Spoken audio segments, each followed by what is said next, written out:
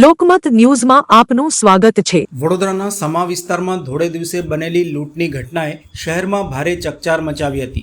મતદાનની માહિતી મેળવવાના બહાને ઘરમાં પ્રવેશેલા લૂંટારુઓએ 83 વર્ષના વૃદ્ધને તેમની પત્નીને ચપ્પુની અણીએ બંધક બનાવી લૂંટ ચલાવી હતી।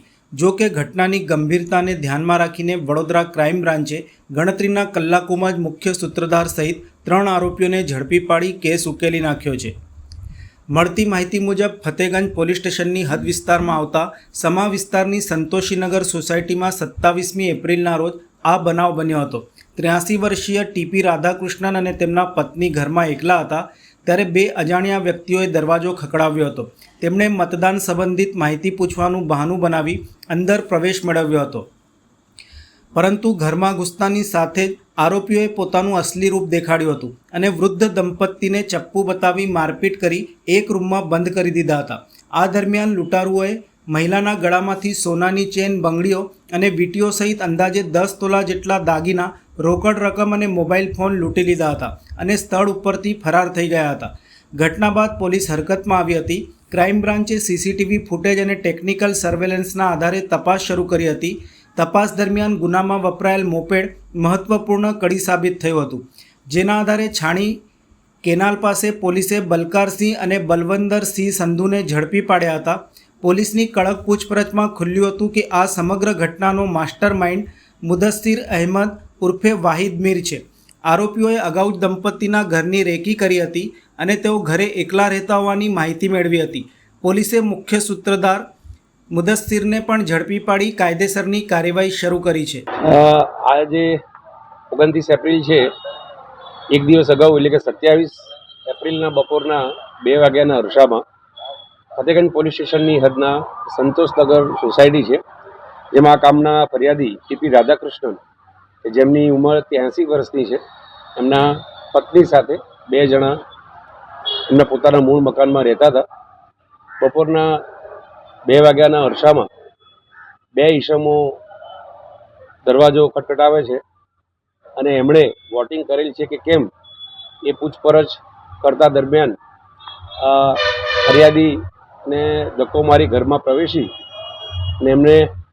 અને એમના પત્નીએ બંધક બનાવે છે અને આ પતિ પત્ની પાસેથી સોનાની રકમો અને કેશ મળી લૂંટ ચલાવે છે। આ મતલબે ટીપી રાધાકૃષ્ણને ફતેગંજ પોલીસ સ્ટેશનમાં ફરિયાદ નોંધાયેલી। ગુનાની ગંભીરતા જોતા ફતેગંજ પોલીસ તેમજ ક્રાઇમ બ્રાન્ચની જુદી જુદી ટીમો જુદી જુદી દિશામાં કામ કરી રહેલ હતી। એક ટીમ આજુબાજુના સીસીટીવી ફૂટેજ ચેક કરતી હતી, બીજી ટીમ પોતાના અંગત બાતમીદારોનું નેટવર્કની દિશામાં કામ કરી હતી અને ત્રીજી ટીમ કે જે આ રોડ ઉપર જે કોઈ વાહનો આવ્યા હતા એ વાહનોની નોંધણી કરી અને કોના છે એ દિશામાં પ્રયત્ન કરી રહી। આ બધી જુદી જુદી ટીમો જ્યારે કામ કરી રહેલી હતી ત્યારે ક્રાઇમ બ્રાન્ચને એક ચોક્કસ માહિતી મળેલી કે એક એક્ટિવા ઉપર 3 ઈસમો આવ્યા હતા।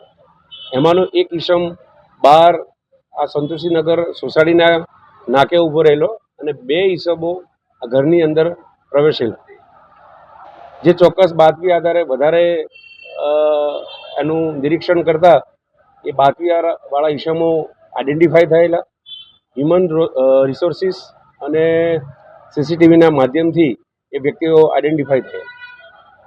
ત્યારબાદ આ ઈસમો કઈ જગ્યાએ નોકરી કરે છે એ દિશામાં પણ પોલીસને હકીકત મળી અને એ હકીકતને વધારે સારી રીતે શોધતા 3 ઈસમો આઈડેન્ટિફાઈ થયેલા કે જે આ ગુનાનો અંજામ આપેલ।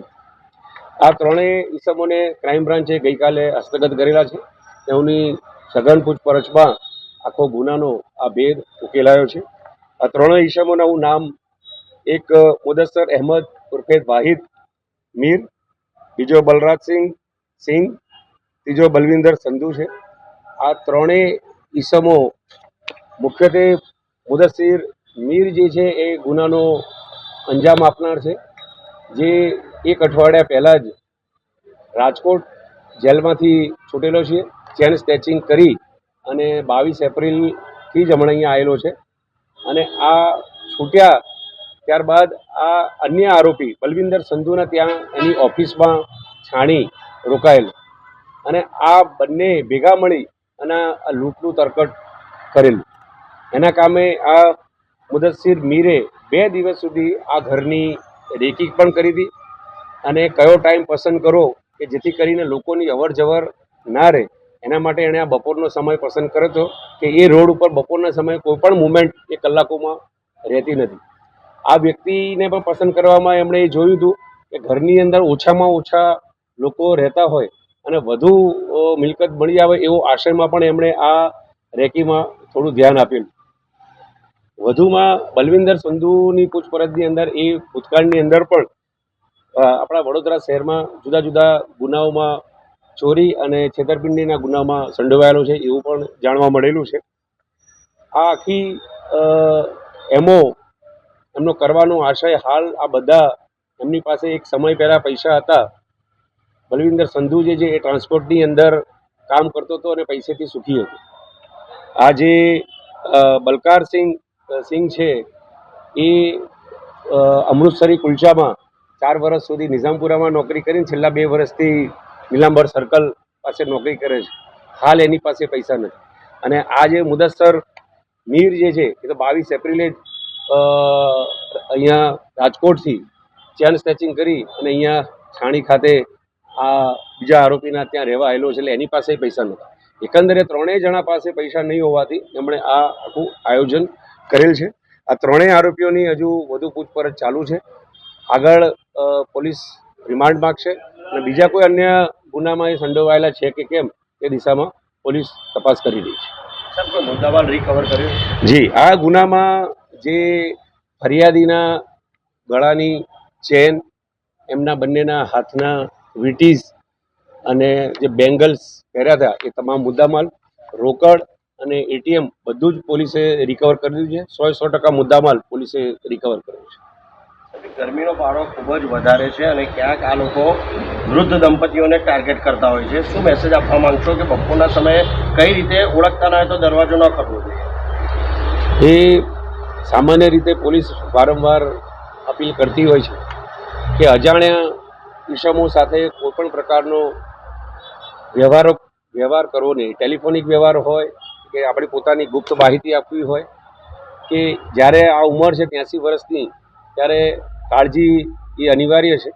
આપણા માધ્યમથી સંદેશો આપીશ, આપણે સલામત રહીએ અને સૌને સલામતમાં આપણે પોતાનું યોગદાન આપીએ. સર, કઈ કલમ લગાવી છે? કારણ કે દાદાને તો ઘસેડીને નાક બંધ કરીને પણ લોહી નીકળ્યું હતું એવું કહે. ઘરની અંદર લૂંટ કરવાના ઈરાદે પ્રવેશવું, લૂંટ કરવી અને ગુનાહિત કાવતરું, આ બધી કલમો પોલીસે આની અંદર લગાવેલી છે અને સારામાં સારી તપાસ કરી આરોપીને એના અંજામ સુધી અમે પહોંચાડીશું.